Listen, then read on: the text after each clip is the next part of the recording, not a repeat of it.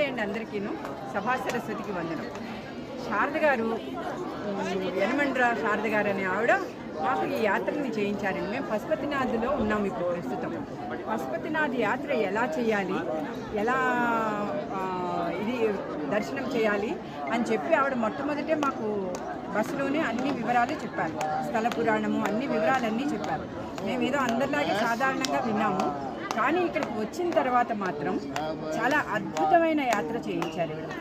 నాలుగు వైపులా నాలుగు ముఖాలు చూడాలని, పైన ఒక ముఖం ఉంటుందని. మనకి పశుపతినాథుడు అంటే ఏదో మన చార్ధాం యాత్రలో మిగిలిపోయిన ఒక యాత్ర అని అనుకుంటాం మనం. అలా కాకుండా ఈవిడ పశుపతినాథుడి ప్రత్యేకత చెబుతూ ఆ పశుపతినాథుడి యొక్క దర్శనాన్ని చాలా అద్భుతంగా చేయించారు. ఎంత అద్భుతంగా అంటే అసలు 3 ప్రదక్షిణలు చేస్తూ ఒక శివుణ్ణి డైరెక్ట్గా చూస్తున్నట్టు, కైలాసంలో మేము ఉన్నట్టు అలా ఉంది. కిందకి ఇలా రాగానే విష్ణుమూర్తి దర్శనం, నందీశ్వరుడి దర్శనం.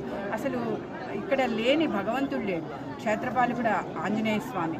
వీళ్ళందరినీ కూడా ఆవిడ చెయ్యి పట్టుకుని, వచ్చిన 18 మందిని చెయ్యి పట్టుకుని ఏ ఒక్కళ్ళని మిస్ చేయించకుండా యాత్ర చేయించారు.